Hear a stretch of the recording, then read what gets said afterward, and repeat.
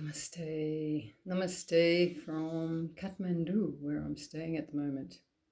So I just want to bring up an important point about our bhakti and our practices that we're doing to open up and receive grace. So what we're doing is we're connecting in, first of all, with the 5 elements within our body and outside, and getting a connection. And it's through that connection that things open up and we get some balance in our stability in our mind, and our body is feeling connected to the universe, and everything starts from there. So one important point is the fact that the water element, of which we're made from 60 to 80%, different parts of our body, made of this element, this water principle. And water has memory, and there's been research done on that to show the effects of positive words and thoughts and actions on water, the state of water. And water even has more states than we originally, or that they still talk about in modern science. So there are higher states of water.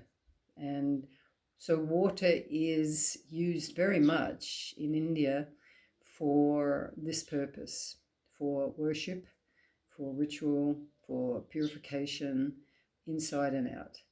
So one thing I want to suggest is when you do your practice, you can have an altar and you can set it up with elements from these 5, representing these 5 elements.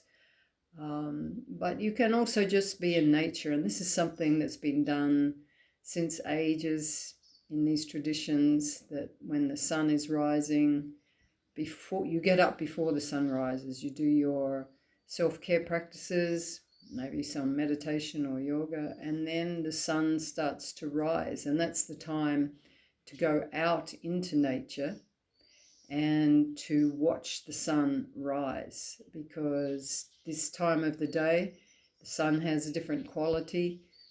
It has that infrared, red light, and this is a time to take that in, and this resets our whole system. So this is a very important time and practice to both sunrise and sunset, of course.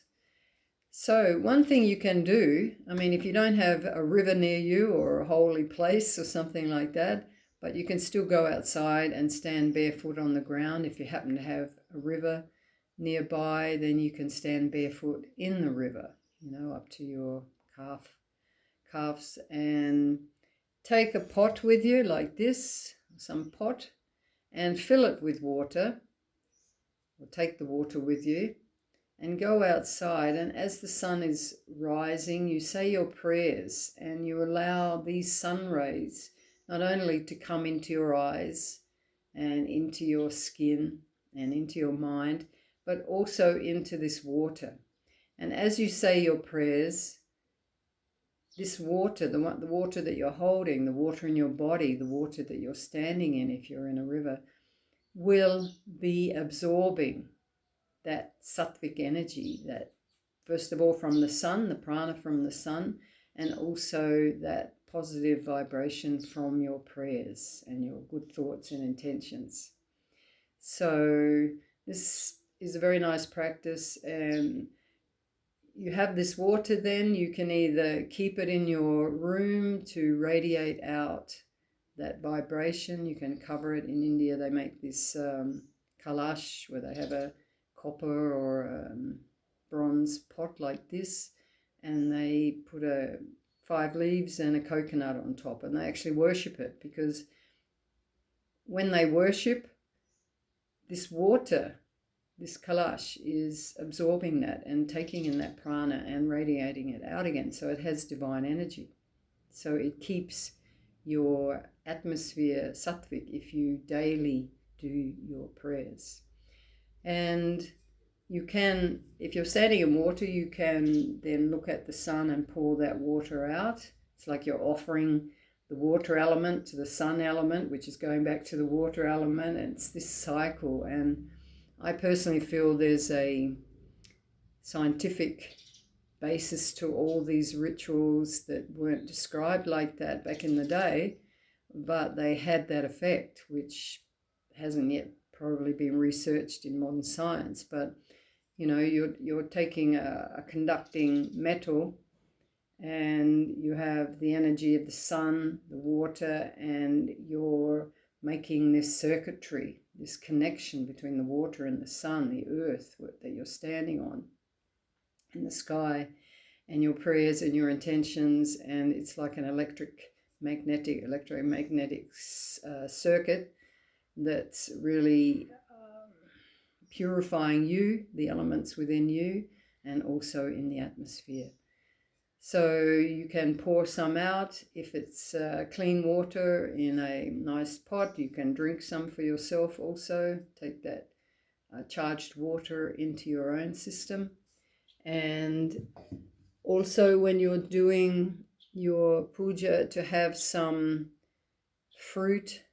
You know, here I have grapes and banana. To have some fruit, particularly fruit that has a lot of water content, so that when you finish, this is prasad. This is your prasad. This is this sweet nectar that you take in as blessed food after your practice. And if you leave it in front of you while you're doing your practice, it will get also blessed and charged up, and it turns into prasad. And Bhakti turns all food into prasad, all words into prayer, all food into prasad, even just your midday meal, all actions you're doing into service and to the divine. And basically, Bhakti is the key to a successful practice and a successful life. So if we have bhakti and devotion to nature, to the elements, then we really get connected to that whole cycle and dance of creation. So this is a small tip for you. Now I'm about to start my practice. Jai Mata Di.